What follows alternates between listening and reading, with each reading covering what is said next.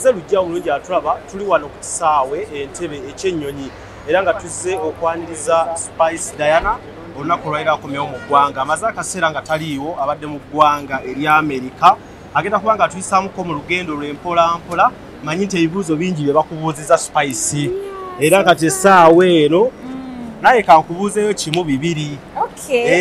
Ombuulire. Why not? Maze omwezi mulamba siri waka. Kulikayo. Mwezi mulamba. Mu Amerika oba n'ensi endala? N'ensi endala. Obadde mu nsi ki? Nayitakeeyo China, ninsala ningenda mu different states. Eza America. For like 2 weeks. 2 weeks. N'ogatta omwezi. Ngatangaza 2 weeks. Badde bwentyo kwegamba njiriba. Oko nakusaasaanya. Sasa nakufuna. Nakufuna. Okusookera ddala okikola otya gwe nga Spice okuba nti ennyonyi ogigonza buli kaseera tukulaba ku nnyonyi bannange etuuse n'entamuba ekutamyemuko nina we natuuse nga everyday na flights nempulira nga nkuye naladde n'okulwala wano katapaka n'akantu walwadde omusujja nga flights zimpuba naye kitiibwa kya Mukama nganze nzitya ozitya naye omaliriza olinnyo n'ogenda Amerika abadde atya abadde bulungi abantu bandaze omukwano Amerika abaddeyo ne show nabaddeyo n'ebivuga nga bibyo mu Amerika tubandaze omukwano abantu bafuye ssente era nze shopping saakute kuzange ebadde laavu njerere omukyala Juliet Zawede banange sibalina kumanya omukyala Juliet Zawede tukwebaza buli munnayuganda ayitako mu Amerika amwebaza mukyala w'amaanyi nnyo n'abalala bangi nnyo banfuwa ssente ku stage nga bwe mugambye nti shopping saakwata kuzange banfuwa ssente neŋŋamba bannange bandaga omukwano ate nga sho naliko bw'omu naye turn up was really good. Omwaka guno gwokka osobola okujjukira emirundi gy'otambudde kuva we twatandikira mu January nze otagibala neetaagamu obuti emirundi gibadde mingi talimba bya ddala kuba nange akugoberera kineetaagisa akadde nzireyo mbirowoozeeko but it's good kisiibwa kya Mukama etukolerere okuba nga bafaani bonna gye bali otuukayo si kyangu omuntu okuteekamu tiketi ya bbeeyi omuntu n'akuteekamu ensula n'okulya oba mu mitwalo gya $, n'agamba jangu oyimbira abantu nabo ne basasula shoze bweru za bbeeyi ate mu bunnyogovu abantu bava mu mayumba mu mpewo maama nze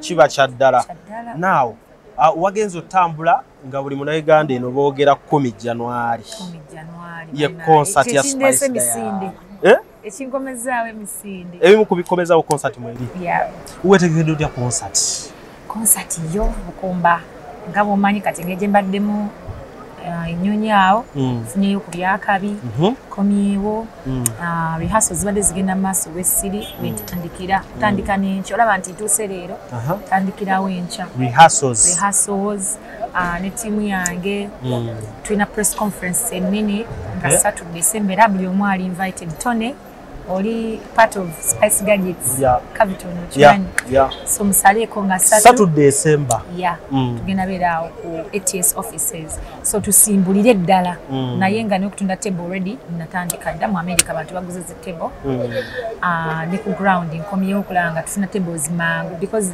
eno celebration njagala ebe experience a VIP experience era njagala bafaani bange bonna bagule table nga bukyali siba tukole enteekateeka nga bwe tuzaagala ensawo gy'okomyewo nayo just eriba Spice Gadget kikyoyinza oba buli nga kya show nga kijidde mu nsawo nga kya show ebyo byaffe babimanyi kuba baŋŋambye ze ngatto ebimu nabisiza ku mazzi ebimu byagidde ku mazzi byayise ku mazzi byansookayo byajja bibula ndoza nga wiiki emu kubbiri etuuka kuba amazzi gatwalamu omwezi ate nali natambula like a month ago almost so biri ku mazzi bituuka ate na Spice ebeera ku mazzi mubimanyi Range Rover yali ejja ku mazzi ne tubagamba twali tuli awo ng'etuuse so biba bya ddalamu you understand okooye lugendo lubadde luwanvu kamereke ewaka So mucho wuli otyo kuba nti katoli Uganda. Mbadde njimisinga natuuse nga ndi homesick. Kuli anjagala kujja waka. Akasana kankubemuko manyi mbadde bunyonyogovu. Ndi ku mmere ewaka ndabe ku bantu bange. I know that, but I'm glad I'm here safely. Yes. Omwana we waka omuleeteddeyo ki? Ndi muto. Omwana we waka sweet wali alina bye yantumye. Yakutumye eki? Yagaliza bingi. Omwana we waka. Mamya mubuuza ki? Mubuuza omwana we waka bamuleetedde ki? Bambi bingi. Bingi. Kafunya ebikeso birabye. Ebikeesi bizze. Twesiimye abalina abayimbi abakola entegekano tutasanga bwavu. Wangi kaddemu? Twesiimye abalina abayimbi abakola entegekano tutasanga bwavu. Ye Alani Cruz ayambadde essuuti ye. Yaguze empya ku lwange. Mpya azze kukimba stag ya Spice Diana.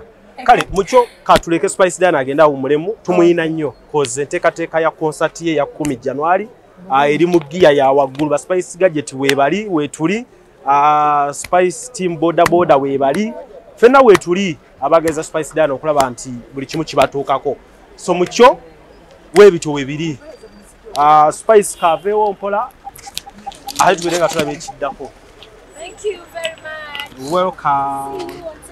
Mbanjulira aba AK Furniture abakugu mu kukola entebe mu buli design yonna gy'oyagala ebitanda ne furniture yenna ow'omulembe ate nga muwangaazi. Kuba ku namba z'essimu zolaba wansi awo ku internet banonye ku AK Furniture oba basange e Mulago Kubiri opposite Shell ne ku workshop yawe esangibwa ku Sapolo Kaggwa Road mu Kampala. Kuba ku namba z'essimu zolaba wansi awo ku internet banonye ku AK Furniture oba basange e Mulago Kubiri opposite Shell ne ku workshop yawe esangibwa ku Sapolo Kaggwa Road mu Kampala. Peter Ali Moses, marketing manager wa Tete Business Solutions. We deal in printing, branding, and general supplies. Tukola signages, tukola corporate wear uniforms, n'ebintu bingi. Bino byonna bye mulaba mu dduuka.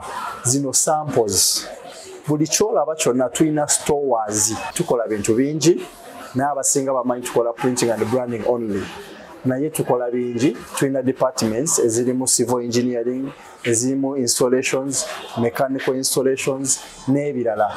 Tuli located at Lighthouse Arcade behind Charm Towers, C12. Era bw'otuuka ku C12 obupande waffe wonna oba obulaba. Amannya nze Nsuuga Mustafa, nkola ne Ali Hila Holdings Uganda Limited. Tuli bakozi ba Biodigester wamu n'okuzimba okw'enjawulo. Tuli mu kizimbe kya commercial kwegamba kale arcade mu lulimi olumpimpi. So olwaleero tuli waneeno nga tuli mukola Biodigester. Ekyenjawulo ekiriwo nti yo eri mu basement wakati okusinziira nga bulijjo abantu mu kiraba ti eno parking lot. So eri wansi eri parking lot eri mu basement. Leero tukoze size y'abantu 5 ngera erina capacity okuservinga ekizimbe kino kyonna nga kinaabeera. Waneeno ngera emigaso gya bulijjo gya Biodigester tebagenda kunuunamu. Atwetaaze ku namba z'essimu 07017669992 ne MTN 0789224230. Enamba ezo zonna kwe ziri ku WhatsApp.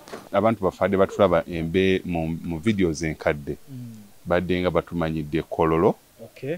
Prince Charles Drive naye kati twavaayo mwaddawa twala omukisa guno mbagambe nti ndo twavaayo kati twadda ku Grand Imperial Hotel room 28 first floor. So twavaayo enamba zaffe ez'essimu zonna zikyaliko nga bulijjo just nti twakyusa location.